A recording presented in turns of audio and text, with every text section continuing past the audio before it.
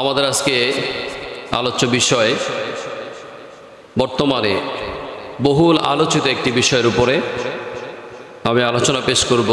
সেটি হলো ইসলামের দৃষ্টিতে নারীর মর্যাদা এবং মানব রচিত আইনে নারীদের অধিকার লুণ্ঠন। এখানে দুইটি পয়েন্ট আছে, এই দুইটি পয়েন্টেই কোরআন এবং হাদিসের ভিত্তিতে আলোচনা পেশ করব ইনশাআল্লাহ বিইজনিল্লাহ বিফদলিল্লাহ। আমরা সকলে জানি আল্লাহ রাব্বুল আলামিন সর্বপ্রথম মানুষ সৃষ্টি করেছেন আদম আলাইহিস সালাতু ওয়াস সালামকে। মাঝে মাঝে আমি যদি আপনাদেরকে প্রশ্ন করি উত্তর দিবেন। সর্বপ্রথম মানুষকে হযরত আদম আলাইহিস সালাতু ওয়াস সালাম, তারপরে তার থেকে সৃষ্টি করেছেন তার সঙ্গিনী আমাদের আম্মাজান হাওয়া আলাইহিস সালাতু ওয়াস সালামকে। আল্লাহ পাক রব্বুল আলামিন কোরআনুল কারীমে একথা বলেছেন, ইয়া আইয়ুহান নাসু তাকু রাব্বাকুমুল্লাযী খালাকাকুম মিন নাফসিন ওয়াহিদ ওয়া খালাকা মিনহা যাওজাহা ওয়া বাসসা মিনহুমা রিজালান কাসীরান ওয়া নিসা। হে মানব জাতি, তোমাদেরকে একটি প্রাণসত্তা থেকে তোমাদের সঙ্গিনী এবং উম্মহের মাধ্যমে অসংখ্য নারী পুরুষ দুনিয়াতে প্রেরণ করা হয়েছে। সর্বপ্রথম মানুষ হযরত আদম আলাইহিস সালাতু ওয়াস সালাম, যিনি আমাদের আদি পিতা। এরপরে তার মাধ্যমে তার থেকে সৃষ্টি করলেন আম্মাজান হাওয়া আলাইহিস সালাতু ওয়াস সালামকে। তারপরে অসংখ্য নারী পুরুষ, আজকে পৃথিবীতে যত মানুষ আমরা রয়েছি, কিয়ামত পর্যন্ত যত মানুষ আসবে, আমরা সে দৃষ্টিকোণ থেকে আদম সন্তান। তো এই পৃথিবীতে যত কিছুতে অবদান রয়েছে, সৌন্দর্য রয়েছে, তন্মধ্যে নারীর অবদান রয়েছে, পুরুষের অবদান রয়েছে। ইসলামের দৃষ্টিকোণ থেকে কোনো কোনো বিষয় কোনো কোনো ক্ষেত্রে পুরুষের থেকে নারীদের অগ্রাধিকার দেওয়া হয়েছে, নারীদের মর্যাদা বেশি প্রদান করা হয়েছে। কিন্তু দুর্ভাগ্যের বিষয় যে আমরা তো আসলে ইসলাম আমাদের লাইফে ফলো করতে আমরা চাই না। Islam is the complete code of life. Islam একটি সুন্দর জীবন ব্যবস্থা। আল্লাহ পাক রব্বুল আলামিন বলেছেন, ইন্নাদ দীনা ইনদাল্লাহিল ইসলাম, একমাত্র মনোনীত ধর্ম হলো দিন হলো ইসলাম। ইসলামের মধ্যে শান্তি বিরাজমান এবং ইসলামে যারা প্রবেশ করবে, যদি ইসলামের বিধিবিধান মেনে চলে, তারা দুনিয়াতেও শান্তি লাভ করবে, পরকালে জান্নাতে প্রবেশ করবে। তো আমাদের সমস্যাটা কোথায়? আজকে পুরা বিশ্বব্যাপী অশান্তি। এই অশান্তির কারণ হলো যে আসলে তো আমরা সত্যিকার অর্থে পরিপূর্ণভাবে ইসলামের মধ্যে আমরা প্রবেশ করতে পারিনি। আল্লাহ এই কথাও বলেছেন, ইয়া আইয়ুহাল্লাযীনা আমানু দুখুলু ফিস-সিলমি কাফা, হে ঈমানদারগণ, তোমরা পরিপূর্ণভাবে ইসলামের মধ্যে দাখিল হয়ে যাও, প্রবেশ করো। তা আমরা আমাদের জীবনে ইসলাম কিছু অংশে মানি আর কিছু অংশে মানি না, যার কারণে আজকে পুরো বিশ্বের মধ্যে অশান্তি। এরপরে বহুল আলোচিত বর্তমান যে বিষয়টা, ইস্যুটি মুসলিম তাওহীদি জনতার হৃদয়ে আঘাত করেছে। এটা যে সকল মানুষের সামান্য বিন্দু পরিমাণ ঈমান আছে, কখনো সে এই বিষয়টা অ্যাকসেপ্ট করবে না, কখনো সেটা মেনে নেবে না। তার কারণ এই যে নারী সংস্কার কমিশন, তারা যে নারীদের অধিকার নিয়ে 318 পৃষ্ঠায় 430টি প্রস্তাবনা পেশ করেছে, বিশাল একটা বই, সেখানে নারীদের অধিকার নিয়ে 430টি প্রস্তাবনা পেশ করেছে। এর মধ্যে অধিকাংশ প্রস্তাবনা কোরআন এবং সুন্নাহর বিরোধী। কোরআন এবং সুন্নাহ বিরোধী, অর্থাৎ কোরআনের বিরুদ্ধে এবং হাদিসের বিরুদ্ধে।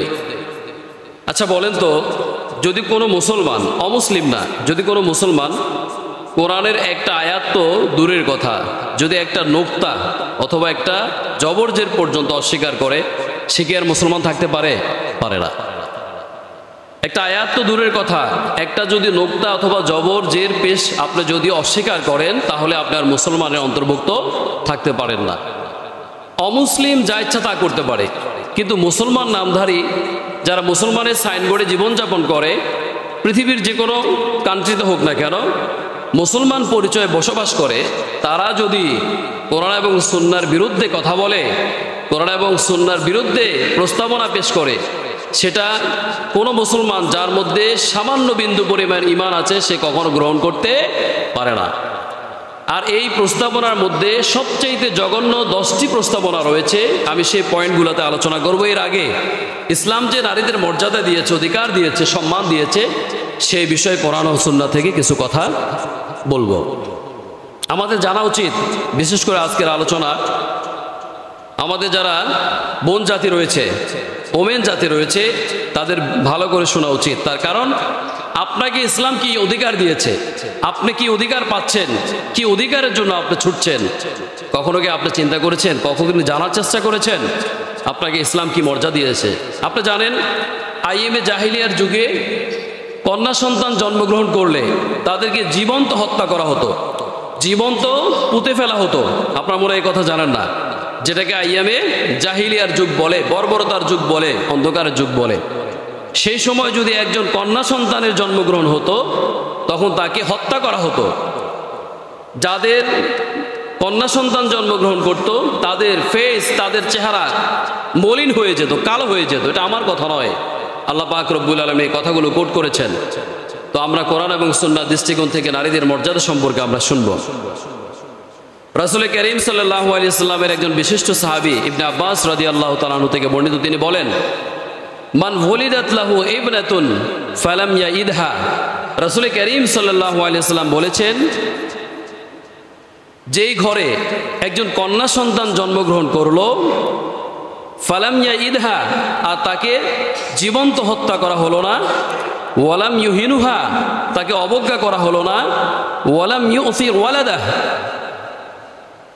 আর তার ছেলে সন্তানের থেকে তাকে ছোট করে দেখলো না। অর্থাৎ যদি ছেলে সন্তানের থেকে ওই কন্যা সন্তানকে প্রাধান্য দেয়, বেশি প্রাধান্য দেয়, বলা হচ্ছে আলাইহি ইয়ানি যাকার আদখালাহুল্লাহু বিহাল জান্নাহ, তাহলে আল্লাহ পাক রব্বুল আলামিন তাকে জান্নাতে প্রবেশ করাবেন। বলেন না সুবহানাল্লাহ। এই সর্বপ্রথম ইসলামে বিশ্বনবী জনাবে মুহাম্মদুর রাসূলুল্লাহ সাল্লাল্লাহু আলাইহি ওয়াসাল্লাম নারীদের অধিকার দিলেন। যখন নারীদের কোনো মর্যাদা ছিল না, নারীদেরকে বিছানার ভোগপণ্য মনে করা হতো, এমনকি সৎ মাকে ছেলে বিবাহ করত, তারপরে নারীদেরকে নিয়ে যৌন ব্যবসা করত, মদ পান করে নারীদেরকে নাচ গান করাতো, বিনোদন করত। এক কথায় নারী যে একটি মানুষ, তাকে সেইভাবে কোনো মর্যাদা দেওয়া হতো না। তাকে সম্পদ থেকে বঞ্চিত করা হতো, তাকে লাঞ্ছিত করা হতো, তাকে কবর দেওয়া হতো, তাকে অবজ্ঞা করা হতো। যত ইচ্ছা তত বিবাহ করত, তত তালাক দিত, কোনো ইস্যু ছাড়া, কোনো ন্যায়সঙ্গত কারণ ছাড়া। এভাবে যখন নারী অবহেলিত ছিল, বিশ্ব মানবতার বন্ধু, নারীদের অধিকারের অগ্রনায়ক জনাবে মুহাম্মদুর রাসূলুল্লাহ সাল্লাল্লাহু আলাইহি ওয়াসাল্লাম তিনি বললেন, আজ থেকে কোনো কন্যা সন্তানকে হত্যা করা যাবে না। যার ঘরে একটা কন্যা সন্তান জন্মগ্রহণ করলো, সেই কন্যা সন্তানকে যদি সুন্দরভাবে লালন পালন করে, আমি রাসূল যে জান্নাতে থাকবো, তার পাশের জান্নাতে সেই ব্যক্তি থাকবে। এভাবে রাসূল কারীম সাল্লাল্লাহু আলাইহি ওয়াসাল্লাম একাধিক হাদিস বর্ণনা করলেন। বললেন, যার ঘরে দুইটা কন্যা সন্তান আছে, সেই কন্যা সন্তানকে যদি মূল্যায়ন করা হয়, তাদেরকে যদি দ্বীনের শিক্ষা দেওয়া হয়, সৎ পাত্রস্থ করা হয়, তাহলে আমি রাসূল যে জান্নাতে প্রবেশ করব, তার পাশেই সে জান্নাতে প্রবেশ করবে। এভাবে রাসূল কারীম সাল্লাল্লাহু আলাইহি ওয়াসাল্লাম হাত উত্তোলন করে দুটি আঙ্গুল এভাবে দেখালেন। তার মানে এই যে আঙ্গুলটা আর এই যে আঙ্গুলটা রয়েছে, এটার মধ্যে, এই দুইটার মধ্যে ব্যবধান কতটুকু? সামান্য। অর্থাৎ বিশ্বনবী যে জান্নাতে প্রবেশ করবে, তারপরে তার পাশে বিশ্বনবীর সঙ্গে, বিশ্বনবীর পাশের জান্নাতে একজন কন্যার বাবা, দুইজন কন্যার বাবা, তিনজন কন্যার বাবা সে জান্নাতে প্রবেশ করবে। যদি সেই কন্যাদেরকে যথাযথভাবে ইসলামিক শিক্ষায় শিক্ষিত করা হয় এবং দিনদার, মুত্তাকি, ফরেজগার, সৎ পাত্রস্থ করা হয়, তাহলে ওই কন্যা সন্তানের বাবা জান্নাতে প্রবেশ করবে। বলেন না সুবহানাল্লাহ। তো নারীদের অধিকার সর্বপ্রথম কে দিয়েছেন? ইসলাম দিয়েছে। বিশ্ব মানবতার বন্ধু জনাবে মুহাম্মদুর রাসূলুল্লাহ সাল্লাল্লাহু আলাইহি ওয়াসাল্লাম দিয়েছে। অসংখ্য হাদিস রয়েছে। আর কন্যা সন্তানের ফজিলত সম্পর্কে, বরকত সম্পর্কে যেই পরিমাণ কোরআন এবং সুন্নাহর হাদিস এবং আয়াত রয়েছে, ছেলে সন্তানের ব্যাপারে এত ফজিলতের কথা বর্ণনা করা হয়নি, তার 3 ভাগের 1 ভাগও করা হয়নি। তার কারণ নারীদের মর্যাদা ইসলাম দিয়েছে, অনেক মর্যাদা দিয়েছে। অথচ আমরা নারীরা আজকে জানি না বিধায় আমরা ইসলাম থেকে দূরে সরে গিয়ে ওই নারীবাদীদের কথায় আমরা লাফাচ্ছি। কথা ঠিক কিনা? আমরা তাদের কথায় তাল মিলিয়ে আমাদের মানে সমান অধিকারের দাবিতে আমরা স্লোগান দিচ্ছি। বিভিন্ন সময় বিভিন্ন মিডিয়াতে দেখা যায় এক শ্রেণীর নারীরা তারা সমান অধিকার চায়, সমান অধিকার চায়, অথচ ইসলাম তাদেরকে বিভিন্ন ক্ষেত্রে অগ্রাধিকার দেওয়া হয়েছে, পুরুষের থেকে বেশি অধিকার দেওয়া হয়েছে। এরপরে আসেন আল্লাহ পাক রব্বুল আলামিন কোরআনুল কারীমে সূরা নাহলের 58 নম্বর আয়াতে বলেছেন, وَإِذَا بُشِّرَ أَحَدُهُم بِالْأُنثَىٰ ظَلَّ وَجْهُهُ مُسْوَدًّا وَهُوَ كَظِيمٌ। আল্লাহ পাক রব্বুল আলামিন এই কথা কোট করেছেন, যখন তাদের ঘরে কোনো কন্যা সন্তান জন্মগ্রহণ করে তাদের মুখ মলিন হয়ে যায়, তাদের চেহারা কালো হয়ে যায়। কথা ঠিক কিনা? এমনও পিতা বর্তমান সময়ে আছে না নাই? হ্যাঁ, এটা কি শুধু আইএমএ জাহিলিয়াতের কথা? বর্তমান সময়ে এমনও পিতা আছে, কিয়ামত পর্যন্ত থাকবে, যার একজন কন্যা সন্তান জন্মগ্রহণ করলে তার চেহারা কালো হয়ে যায়।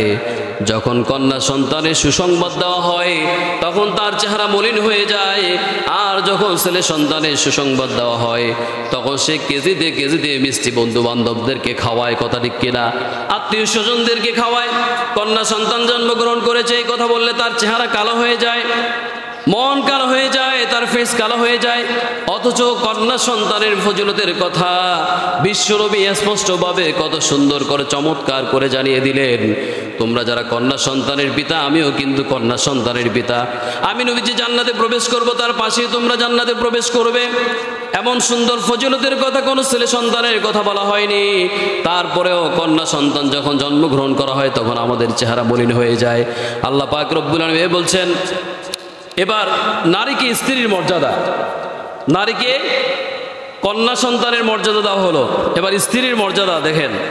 আল্লাহ পাক রব্বুল আলামিন কোরআনুল কারীমে সূরা রুমে বলছেন, ওয়া মিন আয়াতিহি আন খালাকা লাকুম মিন আনফুসিকুম আজওয়াজা। এই পৃথিবীতে আল্লাহর সৃষ্টির যত নির্দেশনা রয়েছে, যত দৃষ্টান্ত রয়েছে, তার মধ্যে একটা দৃষ্টান্ত হলো আল্লাহ পাক রব্বুল আলামিন তোমাদের থেকে তোমাদের সঙ্গিনীদেরকে সৃষ্টি করেছেন, তোমাদের সহধর্মিণীদেরকে সৃষ্টি করেছেন, তোমাদের স্ত্রীদেরকে সৃষ্টি করেছেন। সুবহানাল্লাহ। এই আয়াতে আরো অনেক কথা আছে, আমি সেই কথাগুলোর দিকে যাচ্ছি না। যদি সেই কথাগুলো বলি, ডিটেলস বলতে গেলে তাহলে আমার মূল আলোচনা করা সম্ভব হবে না, যেহেতু আমাদের সময় শর্ট। এরপরে স্ত্রীর আরো অধিকার দেওয়া হয়েছে। সুইরা রাসূলুল্লাহ সাল্লাল্লাহু আলাইহি সাল্লাম মা হাক্কা যাওজা, একজন সাহাবী রাসূল করিম সাল্লাল্লাহু আলাইহি সাল্লামকে প্রশ্ন করলেন, ইয়া রাসূলুল্লাহ, স্ত্রীর প্রতি স্বামীর অধিকার কি, হক কি, কর্তব্য কি? তখন রাসূল সাল্লাল্লাহু আলাইহি সাল্লাম এই হাদিসে বললেন, ক্বালা ইন তুতি'মহা ইযা তু'ইমতা, তুমি যখন খাবার খাবে তোমার স্ত্রীকে খাবার খাওয়াবে। ওয়া তাকসুহা ইদা ইকতাসাইতা, তুমি যখন নতুন পোশাক নিবে তোমার স্ত্রীর জন্য নতুন পোশাক নিবে, তোমার জন্য নতুন পোশাক নিলে তোমার স্ত্রীর জন্য নতুন পোশাক নিবে। ওয়ালা তাদরিবাল ওয়াজহা, আর তোমার স্ত্রীর মুখমণ্ডলে আঘাত করবে না। কিন্তু আজকাল অনেক স্বামী দেখা যায় এমন বদমেজাজি হয়ে থাকে, স্ত্রীর সাথে সামান্য বিষয়ে ঝগড়া হয়েছে, মুখের মধ্যে চড় থাপ্পড় মারে, মারে কিনা? এমন জোরে থাপ্পড় মারে, হাতের 5টি আঙ্গুলের দাগ বসে যায়, চোখে সমস্যা হয়ে যায়, চেহারা কালো হয়ে যায়, স্ত্রীর সুন্দর চেহারা লাল হয়ে যায়, কালো হয়ে যায়, আঘাতের চিহ্ন পড়ে যায়, এত জোরে তাকে প্রহার করে। অথচ বিশ্বনবী বললেন তোমার স্ত্রীকে তুমি মুখে আঘাত করবে না। এরপরে রাসূল করিম সাল্লাল্লাহু আলাইহি সাল্লাম বললেন, ওয়ালা তুকাব্বিহা, তোমার স্ত্রীকে তুমি অবজ্ঞা করবে না, অবহেলা করবে না। ওয়ালা তাহজুর ইল্লা ফিল বাইত, আর স্ত্রীকে একা ঘরে রেখে যাবে না, তুমি একা তাকে ছেড়ে যাবে না।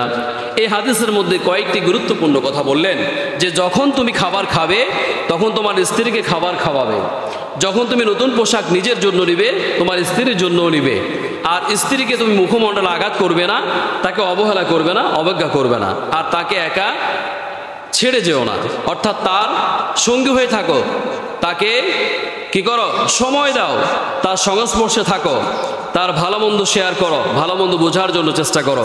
স্ত্রী যখন অসুস্থ হয়ে যায়, আপনারা জানেন বিশ্বনবীর কত সুন্দর উত্তম আদর্শ, স্ত্রীদের রান্নাবান্না কাজে দেরি হলে বিশ্বনবী সেখানে সাহায্য করতেন, হেল্প করতেন, স্ত্রীদেরকে কাপড় চোপড় ধুয়ে দিতেন, তারা অসুস্থ হলে তাদের সেবা যত্ন করতেন, তাদের পাশে সবসময় বিশ্বনবী থাকতেন, সময় দিতেন, তাদের সঙ্গে উত্তম ব্যবহার করতেন, তাদেরকে ধমক দিয়ে কথা বলতেন না। তো সেই আদর্শের মধ্যে তো আমরা নেই। এরপরে স্ত্রীর আরো অধিকার সম্পর্কে রাসূল সাল্লাল্লাহু আলাইহি সাল্লাম বলেন, ক্বালা রাসূলুল্লাহ সাল্লাল্লাহু আলাইহি সাল্লাম, আইয়ুমা রাজুলুন তাসাওয়াজা ইমরাআতান আলা মা ক্বাল্লা মিনাল মাহরি আও আকসার। অর্থাৎ একজন স্ত্রীকে যখন বিবাহ করা হয়, একজন মহিলাকে বিবাহ করার সময় মোহর কম হোক আর বেশি হোক, যে মোহর ধার্য করা হয়, কোনো পুরুষ যদি মনে করে যে আমি তার মোহর পরিশোধ না করে ইন্তেকাল করব, আর ইন্তেকাল করলে তো আমার মোহর আদায় করতে হবে না, অর্থাৎ ধোঁকাবাজি করব, প্রতারণা করব, দিব না, এভাবে যদি আমি ইন্তেকাল করি তাহলে 4 লাখ টাকা, 5 লাখ টাকা, 6 লাখ টাকা তো আমার দিতে হবে না, এমন মন মানসিক যদি কোনো পুরুষের কোনো স্বামীর থাকে, তাহলে কাল কিয়ামতের ময়দানে জিনাকারীদের কাতারে দাঁড়াবে। বলেন না নাউজুবিল্লাহ। তাহলে এখানে ইসলাম স্ত্রীর কত মর্যাদা দিয়েছে, মহিলার কত মর্যাদা দিয়েছে। আচ্ছা বলেন তো, বিবাহ শাদী করার সময় মোহর কে দেয়? পুরুষ দেয়। নারীকে দেয়? নারীর উপর কি মোহর ধার্য করা হয়েছে? ধার্য করা হয়নি। তাহলে এক্ষেত্রে ইসলাম তাকে কত অগ্রাধিকার দেওয়া হয়েছে। 5 লক্ষ টাকা হোক, 6 লক্ষ টাকা হোক, 7 লক্ষ টাকা হোক, এটা স্বামীর দিতে হবে, স্ত্রীর দিতে হবে না। কিন্তু আমার বোনেরা আজকে ওই নারীবাদীদের তথাকথিত মানে প্রতিবন্ধী বুদ্ধিজীবী, আমি তাদেরকে আমার ভাষায় বলি, তারা আসলে কি প্রতিবন্ধী টাইপের লোক। তারা এত বুদ্ধিজীবী যে তাদের বুদ্ধিতে প্রতিবন্ধীর কি ছাপ লেগেছে। কথা কি বুঝে আসছে?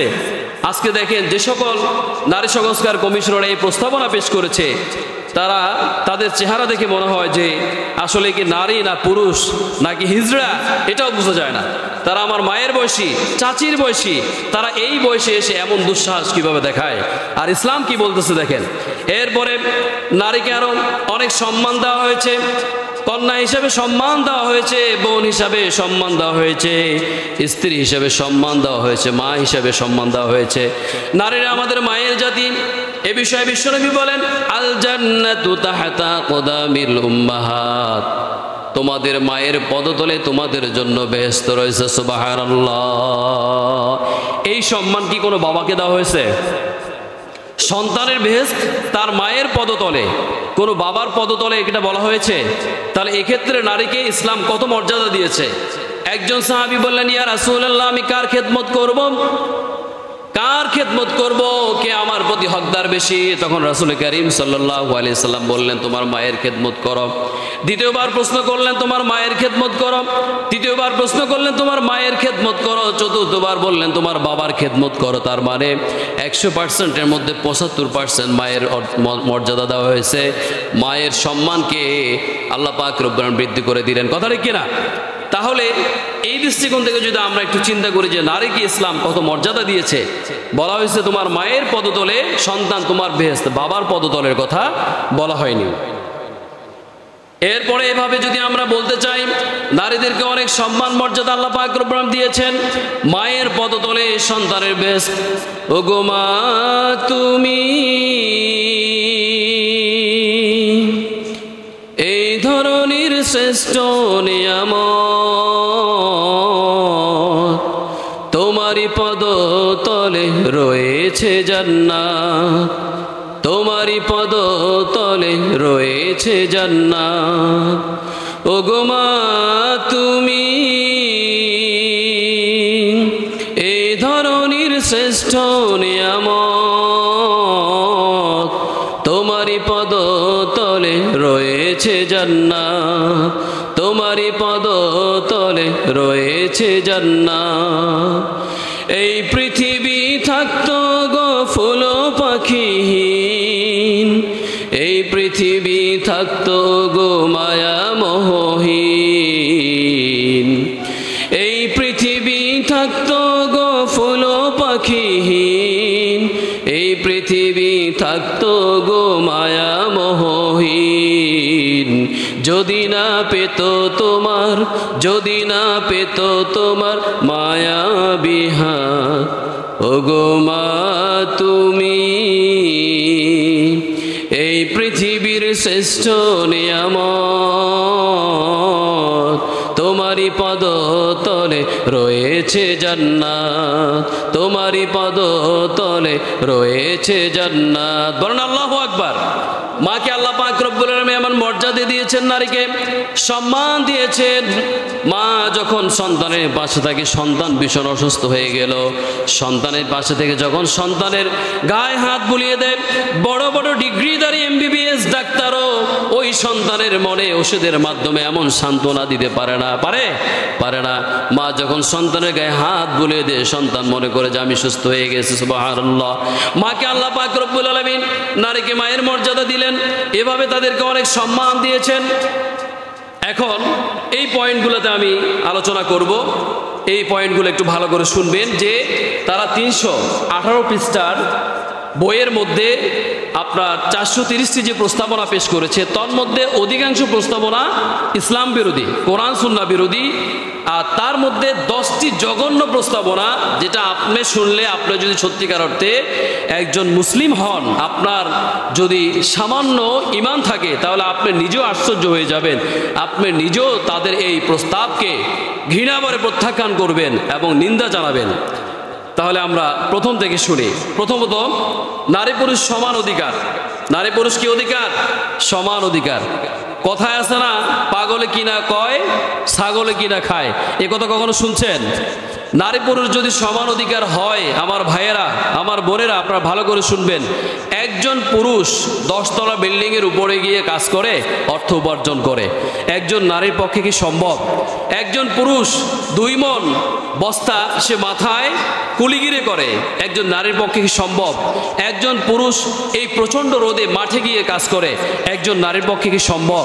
হ্যাঁ, এভাবে যে কঠিন কঠিন কাজগুলো রয়েছে, যদি সমান অধিকার দেওয়া হয়, তাহলে কি নারীদের সেগুলো সম্ভব হবে? সম্ভব হবে না। প্রথম তাদের পয়েন্ট হলো আপনার 10টি যে জঘন্য প্রস্তাবনা, তার মধ্যে একটা হলো সম্পত্তিতে সমান অধিকার। সম্পত্তিতে কি সমান অধিকার? অথচ আল্লাহ পাক রব্বুল আলামিন বললেন, লিযযাকারি মিসলু হাযযিল উনসায়াইন। পিতার যে সম্পদ রয়েছে, এই সম্পদের 3 ভাগের 2 ভাগ হলো ছেলের, 1 ভাগ হলো কন্যার। অর্থাৎ পিতার যে সম্পদ রয়েছে, সমস্ত সম্পদের, অর্থাৎ সমস্ত সম্পদের 3 ভাগের 1 ভাগ কন্যার, আর 2 ভাগ হলো পুত্রের। এখন তারা দাবি জানায় অধিকার সমান দিতে হবে। আচ্ছা বলেন তো, একজন নারী পিতার যে সম্পদ সে পাচ্ছে, এই সম্পদটা পাচ্ছে সে বিনা পরিশ্রমে, আর একজন তার পিতার যে সম্পদ পাচ্ছে 3 ভাগের 2 ভাগ। এই সম্পদের মধ্যে দেখা যায় তার পিতাকে দেখাশোনা করা, তার মাকে দেখাশোনা করা, তার যদি অবিবাহিতা বোন থেকে যায়, পিতা যদি অকর্ম হয়ে যায় অথবা ইন্তেকাল করে, তার দায়িত্ব নিয়ে তাকে বিবাহ শাদী দেওয়া ইত্যাদি কাজে আঞ্জাম দেওয়া। পুরুষের উপর কত ঝামেলা রয়েছে, কত কাজ রয়েছে, কত কষ্টদায়ক কাজ রয়েছে, মাতা পিতার চিকিৎসা সেবা করা ইত্যাদি করা। আর নারী এখানে পিতার সম্পদ থেকে একটা অংশ পেল। এরপরে আসেন স্বামীর যে সম্পদ রয়েছে, এই স্বামীর সম্পদ সে দোয়ানা পেল, পায় কিনা? স্বামীর সম্পদের দোয়ানার মালিক সে হয়ে যায়। তারপরে আরও এভাবে তারা কয়েকটি খাত থেকে সম্পদ পায়। হিসাব করলে দেখা যায় একজন পুরুষের থেকে তাকে সম্পদ বেশি দেওয়া হয়। আবার মোহরের ক্ষেত্রে পুরুষ দিতে হবে, নারীর দিতে হবে না। তাদের জন্য ইসলাম কত আহসান করেছে। এরপরে দ্বিতীয় পয়েন্টটা একটু দেখেন। দ্বিতীয় পয়েন্ট হলো বহু বিবাহ রোধ। বহু বিবাহ রোধ অর্থাৎ একের অধিক বিবাহ করা যাবে না। আল্লাহ পাক রব্বুল আলামিন সূরা নিসা 3 নম্বর আয়াতে বলছেন, ফানকিহু মা তাবা লাকুম মিনান নিসাই মাসনা ওয়া সুলাসা ওয়া রুবা। নারীদের মধ্যে যাদেরকে তোমাদের পছন্দ হয়, যদি তোমাদের সামর্থ্য থাকে, ইনসাফ মোতাবেক যদি পরিচালনা করতে পারো, তাহলে 2, 3, 4 জন পর্যন্ত তোমরা বিবাহ করতে পারো। অথচ ইসলামে আইএমএ জাহেলিয়াতের যুগে একাধিক বিবাহ করতে, একাধিক তালাক দিত, তাদের কোনো মর্যাদা ছিল না। কোরআন যখন নাজিল হয়, বিশ্বনবী আগমন করে যখন, তখন আল্লাহ পাক রব্বুল আলামিন নারীদের জন্য স্পেশাল একটা সূরা নাজিল করলেন, যে সূরার নাম সূরাতুন নিসা। নিসা মানে মহিলা, নিসা মানে কি মহিলা। আপনারা কি আমার কথা বুঝেন? সূরা নিসা কোরআনের 4 নম্বর সূরা। তাদের অধিকার সম্পর্কে এই 4 নম্বর সূরা আল্লাহ পাক রব্বুল আলামিন ডিটেইলস বলেছেন। এখানে বিস্তারিত বর্ণনা দিয়েছেন যে তোমাদের যদি পছন্দ হয় আর যদি তোমরা সমানভাবে পরিচালনা করতে পারো, রাসূল করিম সাল্লাল্লাহু আলাইহি সাল্লাম হাদিসের ব্যাখ্যা সুন্দরভাবে দিয়েছেন যে যদি কারো দুইজন স্ত্রী থাকে আর দুইজন স্ত্রীর মধ্যে যদি সমঝোতা রক্ষা না করতে পারে, কাউকে বেশি দিচ্ছে, কাউকে কম দিচ্ছে, কাউকে জিতাচ্ছে, কাউকে ঠকাচ্ছে, তাহলে এই ব্যক্তি কাল কিয়ামতের ময়দানে পাঁজর ভাঙা অবস্থায় লানত প্রাপ্ত হয়ে সে কাল কিয়ামতের ময়দানে হাসরে উঠবে। তাহলে এখানে হাদিসে ব্যাখ্যায় শর্ত সাপেক্ষে একাধিক বিবাহ করার প্রস্তাব দেওয়া হয়েছে, অনুমোদন রাখা হয়েছে। করতে হবে বাধ্যতামূলক এমন নয়, জাস্ট অনুমোদন রাখা হয়েছে। হতে পারে একজনের স্ত্রী অসুস্থ, হতে পারে মারা গেছে, হতে পারে অন্য কোনো প্রবলেম, তো সেই কারণে সে বিবাহ চাইলে করতে পারে। জেনা বিবেচনায় লিপ্ত না হয়ে সে বৈধভাবে বিবাহের মাধ্যমে তার যৌবনের চাহিদা সে পূরণ করতে পারে, সংসার পরিচালনা করতে পারে, ছেলে সন্তান নিতে পারে, পারে কিনা? অথচ তারা বলতেছে বহু বিবাহ রোধ করার জন্য। নারীদের, তাহলে নারীদের ক্ষেত্রে যদি সমান অধিকার হয়, একজন বিধবা নারীর দ্বিতীয়বার বিবাহ হওয়া যাবে না, দ্বিতীয়বার যদি কোনো অ্যাক্সিডেন্ট ঘটে তৃতীয়বার বিবাহ হওয়া যাবে না। তাহলে এই প্রস্তাবগুলোকে আসলে যৌক্তিক না অযৌক্তিক? আপনি যৌক্তিক আর অযৌক্তিক সেটা আমি বলবো না। যেখানে কোরআনের বিরুদ্ধে এই প্রস্তাব আমরা ডাস্টবিনে নিক্ষেপ করলাম, আমরা তাওহীদি জনতা, আমরা ইসলাম প্রিয় মুসলিম, আমরা এই বাংলাদেশের নাগরিক, 95% মুসলমানের দেশে এমন প্রস্তাবনা আমরা ঘৃণার চোখে দেখলাম এবং তীব্র নিন্দা জানাচ্ছি। অতি সত্বর ডক্টর ইউনূস সাহেবকে আমরা বলবো, অন্তর্বর্তীকালীন সরকারের প্রধান উপদেষ্টা, আপনার মাথায় যদি বিবেক থাকে, বুদ্ধি থাকে, আপনি যদি জনগণের মেনটেন যদি আপনি বুঝেন তো ভালো, না বুঝলে আপনারও কিন্তু করুণ অবস্থা হবে। কথা ঠিক কিনা? সম্মানিত উপস্থিতি, ইসলাম নিয়ে যারা খেলতে এসেছে তারা কখনো জিতে নাই, পরাজয় বরণ করেছে, নিকৃষ্টভাবে পরাজয় বরণ করেছে। সে আলোচনাগুলো আসবে। এবার আসেন 3 নম্বর পয়েন্টটা, তারা দেখেন কিভাবে তারা বলা হচ্ছে শরীর আমার সিদ্ধান্ত আমার, শরীর আমার সিদ্ধান্ত আমার। আপনার মেয়ে উলঙ্গ হয়ে চলবে, আপনি এটা চাইবেন? আপনার স্ত্রী বেপরদায় চলবে, উলঙ্গ হয়ে চলবে, এটাকে আপনি মেনে নেবেন? মেনে নেবেন না। অথচ আল্লাহ পাক রব্বুল আলামিন কোরআনুল কারীমে বলেছেন, আলা লাহুল খালকু ওয়াল আমর, সৃষ্টি আমার, আইন চলবে আমার। আমি যাকে সৃষ্টি করেছি সে কিভাবে চলবে, তার চলার যে এরিয়া রয়েছে, গণ্ডি রয়েছে, সেটা আমি নির্ধারণ করে দিয়েছি। তাকে কিভাবে ব্যবহার করতে হবে সেটা আমি নির্ধারণ করে দিয়েছি। যেমনে তেমনে তাকে ব্যবহার করা যাবে না। আপনি একটা অ্যান্ড্রয়েড সেট কিনেছেন, আমি আর আপনি হয়তো ইংরেজি পড়তে জানি না বিদায় অনেক নিয়ম কানুন আমরা জানি না, জানি এই অ্যান্ড্রয়েড সেট যে তৈরি করেছে সে এখানে নির্দেশনা দিয়েছে যে এই সেটটা কিভাবে ব্যবহার করা যাবে, অতিরিক্ত অতিমাত্রায় ব্যবহার করলে কি ক্ষতিগুলো হতে পারে সেগুলো ডিটেলস বর্ণনা দিয়েছে। হয়তো আমি আর আপনি ইংরেজি জানি না বিদায় এটা আমরা ট্রান্সলেট করতে পারি না বিদায় আমরা বাংলা বুঝি না, এজন্য আমরা আমাদের মতো করে পরিচালনা করতেছি, সেজন্য আমরা ক্ষতিরও সম্মুখীন হচ্ছে, আমরা ক্ষতিগ্রস্ত হচ্ছে। অথচ আল্লাহ পাক রব্বুল আলামিন বললেন সহবাসের ক্ষেত্রে স্ত্রীর অগ্রাধিকার দেওয়া হলো। আল্লাহ পাক রব্বুল আলামিন বললেন সূরা বাকারার মধ্যে, ইয়াসআলুনাকা আনিল মাহিদ, হে নবী লোকেরা আপনাকে তাদের হায়েজ সম্পর্কে জিজ্ঞেস করে, আপনি বলে দিন কুল হুয়া আযা, এটা খুব কষ্টদায়ক। অর্থাৎ আমাদের বোনদের যখন মাসিক হয়, কি হয় মাসিক 3 দিন 5 দিন 7 দিন, তখন তাদের শরীর খারাপ থাকে, তাদের আপনার তলপেটে ব্যথা বেদনা হয়, তারপরে শরীর এক কথা অসুস্থ থাকে এবং অপরিচ্ছন্ন থাকে, খুবই খারাপ লাগে। সেই ক্ষেত্রে আল্লাহর নির্দেশ হলো ফা'তাযিলুন নিসা ফিল মাহিদ, যখন মহিলাদের মাসিক হয় তখন সেটা কষ্টদায়ক এবং অপরিচ্ছন্ন অপবিত্র, ওয়ালা তাকরাবুহুন্না হাত্তা ইয়াতহারনা, যতক্ষণ পর্যন্ত সে পবিত্র না হয়, এই মাসিক যতক্ষণ পর্যন্ত বন্ধন হয় ততক্ষণ পর্যন্ত তোমরা তাদের সাথে সহবাস করতে পারবে না, ফিজিক্যালি কোনো সম্পর্ক করতে পারবে না, তার কারণ সেটা তার জন্য খুবই কষ্টদায়ক। আর এখানে তারা প্রস্তাবে দিয়েছে 4 নম্বর পয়েন্টে দিয়েছে সমাজে মেয়েদের ঋতুস্রাব সম্পর্কে কুধারণা, অর্থাৎ যখন ঋতুস্রাব হয় তখন চাইলে পুরুষ তার সঙ্গে মিলামিশা করতে পারে। বলেন না নাউজুবিল্লাহ, কোরআনের বিরুদ্ধে গেছে কিনা কথা বুঝেন? কোরআনের বিরুদ্ধে যদি আমার বাবাও যায় নো কম্প্রোমাইজ, কোরআনের বিরুদ্ধে যদি আমার মাও যায় নো কম্প্রোমাইজ, কথা কি বুঝে আসছে? এই জন্য আমি বলবো আমার ভাইয়েরা আলোচনা বুঝবেন, মনে কষ্ট নেবেন না। আমরা মুসলিম, আপনি যদি সত্যিকার অর্থে মুসলমানের পরিচয় দেন তাহলে কোরআন ও সুন্নাহর বিরুদ্ধে যে প্রস্তাবনাগুলো গিয়েছে সেটা যদি আপনার বিরুদ্ধে যায় কোথায় আপনার মেনে নিতে হবে। আর আপনার যদি অন্তর্জালা সৃষ্টি হয়ে যায় মনে রাখতে হবে যে সত্যিকার অর্থে মুসলমান নয়, আপনার মস্তিষ্কে, আপনার হৃদয়ে, আপনার শরীরে ইমানের ছিটে ফোটা পর্যন্ত কি নাই। এবার 5 নম্বর পয়েন্টে দেখেন, জেন্ডার সমতা রক্ষা করা। আপনার মাথার উপরে ঘুরে কি বলেন, ঘুরে কি লাতু সাহেব, কি ঘুরে? ফ্যান। কি করে? ফ্যান। কথা কি বুঝে আসছে? এখন যদি বলি আমি এটা লাইট ঘুরে হবে? হ্যাঁ, ফ্যানটাকে আমি লাইট বানিয়ে দিয়েছি, আসলে কি এখানে উপরে মাথার উপরে ঘুরতেছে ফ্যান, আমি বললাম এটা লাইট ঘুরতেছে। জেন্ডার সমতা রক্ষা করা। দেখেন আল্লাহ পাক রব্বুল কি বললেন, ওয়াল আমুরুন্নাহুম ফালিয়ুগাইয়িরু খালাকাল্লাহ। শয়তান আল্লাহর সঙ্গে চ্যালেঞ্জ করলো যে আমি এই আদম সন্তানকে নির্দেশ দিব। কি নির্দেশ দিব? ওমাই ইয়াতাখিযিশ শাইতান, যাতে তারা কি করে, মানে সৃষ্টির মধ্যে পরিবর্তন করে, সৃষ্টির মধ্যে পরিবর্তন আনে। এখন দেখবেন বেশিরভাগ সমকামিতায় লিপ্ত। এই যে জেন্ডার সমতা রক্ষা, তারা এটা কিন্তু প্রমোট করতেছে। কি করতেছে? কিছুদিন আগে একজন মেয়ে তার বাবাকে খুন করছে।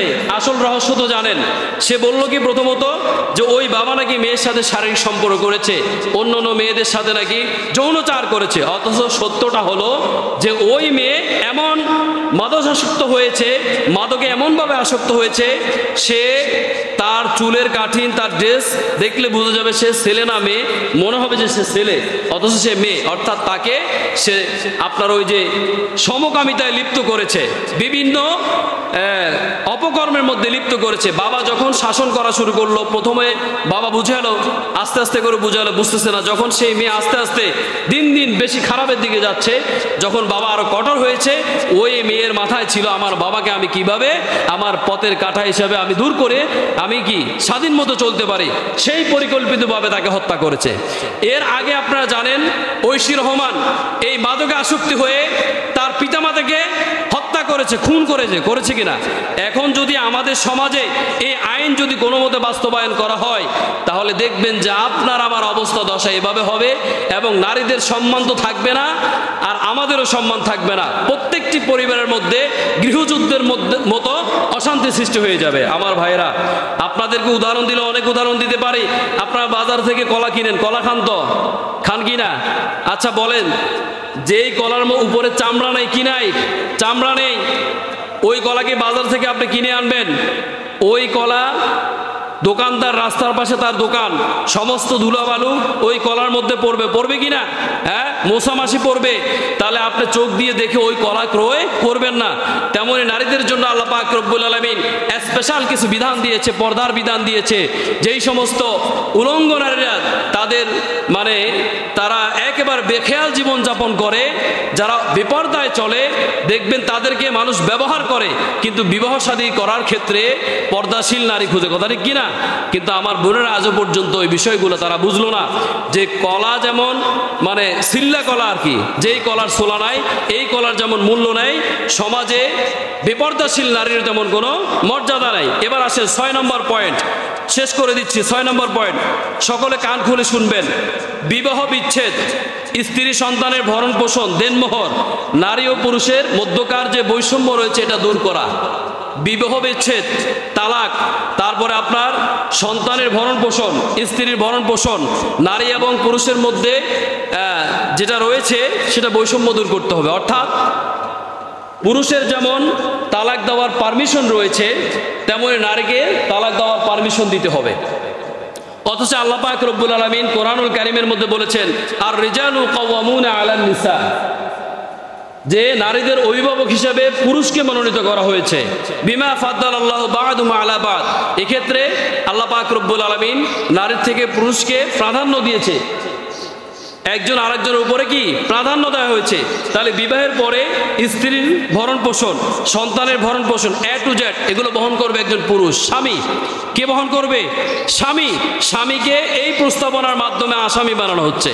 কথা কি বুঝে আসছে? এরপরে আসেন, এমনি তো সংসার টিকে না, টিকে বেশিরভাগ শহর বন্দরে দেখবেন নারীরা শুধু ঘন ঘন হাজব্যান্ড চেঞ্জ করে, তাদের রুচি খারাপ হয়ে গিয়েছে। আপনি দেখবেন শহরে বন্দরে আপনার বেশিরভাগ নারী ডিভোর্স প্রাপ্ত, তালাক প্রাপ্ত, একটু সামান্য দিক সেদিক হয়েছে, আমি তোমার ভাত খাবো না, তো এই ক্ষেত্রে যদি আইনিভাবে রাষ্ট্রের আইন করে যদি নারীকে তালাকের অনুমোদন দেওয়া হয়, আমার মনে হয় যে কোনো সংসার টিকবে না। যেমন পশ্চিমা বিশ্বে যেমন সংসারের কোনো গুরুত্ব নাই, পরিবারের কোনো গুরুত্ব নাই, বিবাহ শাদীর গুরুত্ব নাই, আজকে তারা বাংলাদেশকে এমন করার জন্য ষড়যন্ত্র করতেছে। আমার মনে হয় পশ্চিমা বিশ্বের টাকা খেয়ে সেখান থেকে ট্রেনিং নিয়ে ইসরায়েল থেকে তারা ঘুরে এসে এই পরিকল্পনার প্রস্তাবনা দেওয়া হয়েছে, এই পরিকল্পনা তারা করেছে। 7 নম্বর পয়েন্টে আসেন, স্ত্রী ইচ্ছা না থাকা সত্ত্বে স্বামী সহবাস করলে ধর্ষণ হিসাবে গণ্য হবে। বলেন না নাউজুবিল্লাহ। যেই জিনিসটা বিবাহ শাদীর মাধ্যমে বৈধ হয়, হালাল হয়, সেইটাকে আইনের মাধ্যমে তারা হারাম করতে চায়। স্ত্রীর যদি ইচ্ছে না থাকে, হতে পারে তার শারীরিক অসুস্থতা বা মন চাচ্ছে না, কোনো অসুবিধা, সেক্ষেত্রে যদি স্বামী সহবাস করে তাহলে সেটা ধর্ষণের পর্যায়ে চলে যাবে। তাহলে এই নারীরা কেমন মন্তব্য করেছে? অথচ সহবাসের ক্ষেত্রে আল্লাহ তাআলা নারীদেরকে অধিকার দিয়েছে, অগ্রাধিকার দিয়েছে। ওই যে বলেছে হায়েজ অবস্থায় তাদের কষ্ট হয়, তারা অপরিষ্কার থাকে, অপরিচ্ছন্ন থাকে, যতক্ষণ পর্যন্ত সে পবিত্রতা অর্জন না করবে ততক্ষণ পর্যন্ত তার নিকটে যেও না। তাহলে এখানে ইসলাম নারীকে অধিকার দেওয়া হয়েছে, নারীকে অগ্রাধিকার দেওয়া হয়েছে, আর তারা নারীকে ছোট করার জন্য এই সমস্ত ষড়যন্ত্র করে বেড়াচ্ছে। এবার 8 নম্বর আসেন, যৌনকর্মীদের শ্রমিকের মর্যাদা দিতে হবে। আচ্ছা, শ্রমিক কাকে বলে? যে মাঠে ঘাটে বিভিন্ন জায়গায় অফিস আদালতে চাকরি বাকরি করে, সেগুলো শ্রমিকের অন্তর্ভুক্ত কি না? ঘাম জড়িয়ে অর্থ উপার্জন করে। আর যারা দেহ ব্যবসা করে তাদের বেলায় বলা হচ্ছে যে শ্রমিকের মর্যাদা দিতে হবে। তাহলে যারা দর্শন করে কিছুদিন পরে তারা আন্দোলন করবে, আসো খেলা হবে, এবার আমাদের কি শ্রমিকের মর্যাদা দাও। কথা বুঝেন নাই? যে চুরি করে সে বলবে যে আমাকে এবার শ্রমিকের মর্যাদা দাও, যে ডাকাতি করে সে বলবে এবার আসো আমাকে শ্রমিকের মর্যাদা দাও। তাহলে এগুলো পাগলামি ছাগলামি ছাড়া আর কিছু? হ্যাঁ, এদের মস্তিষ্কের মধ্যে শয়তান প্রবেশ করেছে। আমার কথা স্পষ্ট, আমার বক্তব্য স্পষ্ট। এবার আসেন 9 নম্বর, স্ত্রী চাইলে তালাক দিতে পারবে। একটু আগে যে বিষয়টা আলোচনা ওই পয়েন্টে করেছিলাম। এরপরে আসেন 10 নম্বর, কোনো ধর্মীয় বিধান অনুসারে সংবিধান আরম্ভ হওয়া উচিত নয়। এটা সবচেয়ে মারাত্মক একটা অপরাধমূলক কথা, প্রস্তাবনা তারা এখানে উল্লেখ করেছে। আমাদের বাংলাদেশের সংবিধানে বিসমিল্লাহ লেখা আছে, আছে কিনা কথা বলেন? বাংলাদেশের অতীত সংবিধান, বর্তমান, ভবিষ্যৎ সংবিধানে বিসমিল্লাহ লেখা থাকবে, বিসমিল্লাহ দিয়ে শুরু করা হয়েছে। তাহলে তারা এক্ষেত্রে আমাদের ধর্মকে অবমাননা করেছে কিনা? এতদিন পর্যন্ত কেন আলেম ওলামারা আন্দোলন করতে হবে? ডক্টর ইউনূস সাহেবের কানে যখন এই কথা গিয়েছে, সাথে সাথে এই প্রস্তাবনা, এই কমিশন বাতিল করে নতুনভাবে চিন্তা করা দরকার ছিল। আমি বলবো ডক্টর ইউনূস সাহেব, আপনি অনেক ভালো, অনেক নোবেল পুরস্কার আপনি পেয়েছেন, সাধুবাদ জানাই আপনার ভালো কাজের। কিন্তু ভালো কাজের আড়ালে ইসলাম বিরোধী যদি কোনো কর্মকাণ্ড করেন, বাংলাদেশের ইসলাম প্রিয় তৌহিদি জনতা আপনাদের এই ষড়যন্ত্র রুখে দিবে। কোনোভাবে আপনি বাস্তবায়ন করতে পারবেন না। পারবে? বলেন পারবে? 52 সাক্ষী, 47-এর সাক্ষী, 71-এর সাক্ষী, জুলাইয়ের সাক্ষী। সুতরাং তৌহিদি জনতাকে আপনি আর বোকা বানিয়ে ধোকা দেওয়ার জন্য চেষ্টা করবেন না। অতি সত্বর আমরা যেন পেপার পত্রিকায়, সংবাদ মাধ্যমে আমরা জানতে পারি এই প্রস্তাবনা বাতিল করা হয়েছে, এই কমিশন বাতিল করা হয়েছে। তাহলে ইসলামকে নিয়ে যারা আঘাত করেছে যুগে যুগে, তাদেরকে আল্লাহ পাক রব্বুল আলামিন একেবারে ডাস্টবিনে নিক্ষেপ করছে কিনা? আপনাকে ইতিহাস ভুলে যান? তাহলে আমি কয়েকজন ব্যক্তির নাম দিয়ে আমি বলতেছি। 1 নম্বর, তাসলিমা নাসরিন। এই যে বর্তমান যে নারী সংস্কার কমিশন, তারা মনে হয় সম্ভবত তাসলিমা নাসরিন বাচ্চা কাচ্চা হবে, আন্ডা বাচ্চা হবে। কথা কি বুঝে আসছে? তসলিমা নাসরিন এইভাবে বাজে মন্তব্য করতে করতে শেষ পর্যন্ত তৌহিদি জনতার ক্ষোভে পড়ে সে দেশ ছেড়ে পালিয়েছে। আপনারা জানেন একটা সময় সাবেক এমপি, সাবেক সরকারের সাবেক এমপি মুরাদ কি বলেছিল? যে আমি যদি ক্ষমতায় যাই, নাকি একটা কথা বলেছিল, সংবিধান থেকে বিসমিল্লাহ বাতিল করব। তৎকালীন সময়ের প্রধানমন্ত্রী তার মন্ত্রিত্ব বাতিল করেছে উপরওয়ালার ইশারায়। কার ইশারায়? কথা বলেন, উপরওয়ালার ইশারায়। আপনারা জানেন ইসলাম ধর্মের মৌলিক ভিত্তি কয়টি? 5টি। এখন হজের মৌসুম, হজের সিজন, এই হজ নিয়ে লতিফ সিদ্দিকী একটা বাজে মন্তব্য করেছিল যে লক্ষ লক্ষ টাকা অপচয় করে মানুষ সেখানে হজ করতে যায়, অথচ এই টাকাগুলো যদি দেশে থাকে দেশের অর্থনৈতিক চাঙ্গা হবে। তৎকালীন সময়ের প্রধানমন্ত্রী তার মন্ত্রিত্ব বাতিল করেছিল কিনা? তাহলে যারা ইসলাম নিয়ে কটাক্ষ করেছে, ইসলাম নিয়ে যারা খেলতে এসেছে, তারা খেলায় পরাজিত হয়ে তারা ঘৃণার ডাস্টবিনে নিক্ষেপ হয়েছে, তারা একেবারে লাঞ্ছিত, অপমানিত হয়ে, অপদস্থ হয়ে, যার যার পথ থেকে পদচ্যুত হয়ে তারা আজকে পর্যন্ত, কিয়ামত পর্যন্ত ঘৃণায় পরিণত হয়ে থাকবে। কথা ঠিক কিনা? সম্মানিত উপস্থিতি, আমার আলোচনা মিডিয়া যাবে, এখানে মিডিয়া আমার উপস্থিত রয়েছে। আমার আলোচনায় আপনারা মনে কষ্ট নেবেন না। এই আলোচনা দেশবাসী জানার দরকার আছে না নাই? আছে, সবাই জানার দরকার। সমস্ত মসজিদের ইমামরা যারা দ্বীনের দায়ী, তারা স্ব স্ব অবস্থান থেকে প্রতিবাদ করেছে। এটা আমার নৈতিক দায়িত্ব হিসেবে আমিও প্রতিবাদ করলাম, আপনাদেরকে দিয়ে প্রতিবাদ করলাম। আপনারা কি চান ইসলামের বিরুদ্ধে এই সমস্ত আইনগুলো পাশ হোক? চান কি চান না? কথা বলেন। আল্লাহর ঘর, আল্লাহকে সাক্ষী রেখে বলেন, চান কি চান না? চাই না আমরা এই সমস্ত আইন, আমরা চাই না। ইসলাম নারীদেরকে মর্যাদা দিয়েছে। উই রেসপেক্ট ওমেন, আমরা নারী জাতিদেরকে সম্মান করি। ইয়া মাশারান নিসা, তোমাকে ইসলামের আইনের ভিত্তিতে আমি সম্মান করি। I respect you as a daughter, আমি তোমাকে কন্যা হিসাবে সম্মান করি। I respect you as a sister, আমি তোমাকে বোন হিসাবে সম্মান করি। I respect you as a wife, আমি তোমাকে স্ত্রী হিসাবে সম্মান করি। I respect you as a mother, আমি তোমাকে মায়ের জাতি হিসেবে সম্মান করি। সুতরাং তোমরা ওই নারীবাদীদের কথায় কান দিয়ে তোমরা তোমাদের বিপদ ডেকে আনবে না।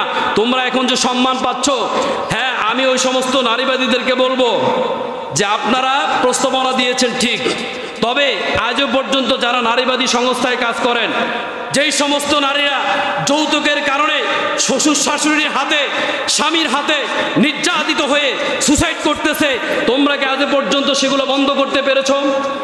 নারীদের মোহর দেওয়া হচ্ছে না, নারীদের সঙ্গে প্রতারণা করা হচ্ছে, তোমরা কি সেটা রোধ করতে পেরেছো?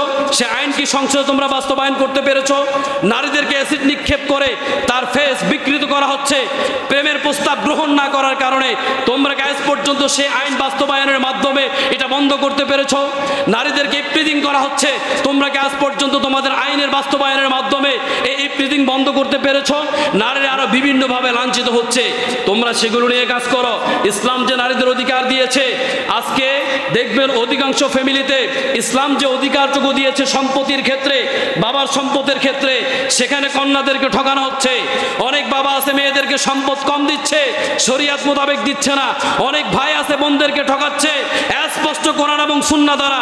যেই ভাই তার বোনকে সম্পদ থেকে ঠকালো, যেই বাবা তার কন্যাকে সম্পদ থেকে ঠকালো, যেই স্বামী তার স্ত্রীকে সম্পদ থেকে ঠকালো, সে কাল কিয়ামতের ময়দানে জান্নাতে যেতে পারবে না। জান্নাতে তো যাওয়ার দূরের কথা, জান্নাতের ঘ্রাণ পর্যন্ত পাবে না।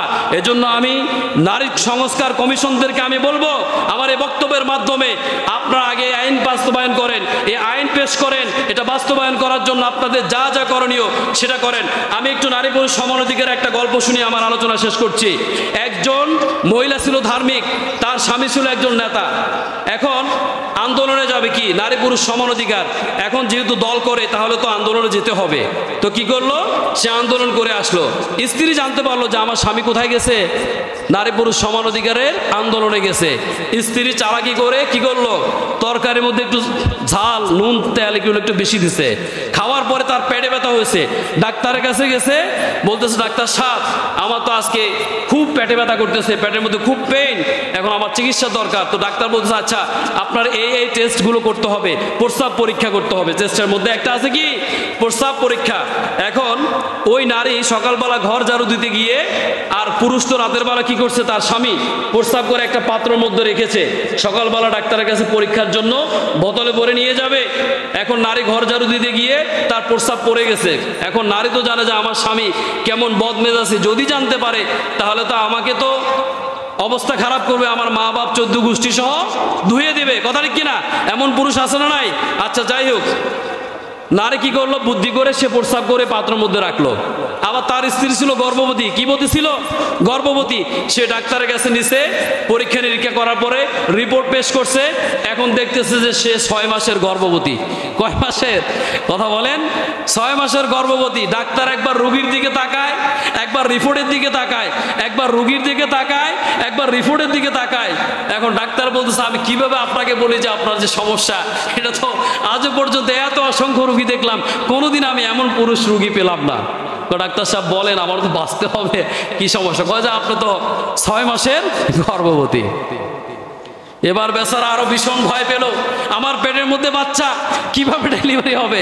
কথা কি বুঝে আসছে? নারী পুরুষ সমান অধিকার চান, যদি এই আইন বাস্তবায়ন করে তাহলে আপনার এবছর আমি সন্তান কনসিভ করেছি, আগামী বছর তুমি করো, কথা ঠিক কিনা?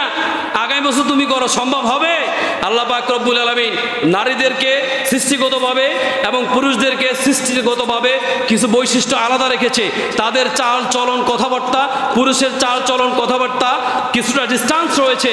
সেই আল্লাহর আইনের দিকে না তাকিয়ে আপনারা এমন কিছু আইন পাস করতে চান যেটা পরিবারের মধ্যে অশান্তি সৃষ্টি হবে, স্বামী স্ত্রীর মধ্যে সম্পর্ক নষ্ট হবে, ভাই বোনের মধ্যে সম্পর্ক নষ্ট হবে, মা সন্তানের মধ্যে সম্পর্ক নষ্ট হবে। এমন আইন আমরা চাই না। শেষ পর্যন্ত ওই নারী তাকে বুঝালো, দেখো তুমি যে নারী পুরুষ সমান অধিকার স্লোগান দিতে গিয়েছিলে, তুমি এবার বুঝো যে তুমি কি পেটে বাচ্চা নিতে পারবে কিনা। তাহলে তুমি বুঝে শুনে কিভাবে তুমি নারী পুরুষ সমান অধিকার স্লোগান দিতে গিয়েছো। সুতরাং আল্লাহ পাক রব্বুল আলামিন আমাদেরকে এই সম্পূর্ণ আলোচনা কোরআন এবং সুন্নাহর ভিত্তিতে যেগুলো করা হয়েছে বোঝার জন্য এবং আমল করার জন্য, স্ব স্ব স্থান থেকে প্রতিবাদ করার জন্য তৌফিক দান করুন। আমিন।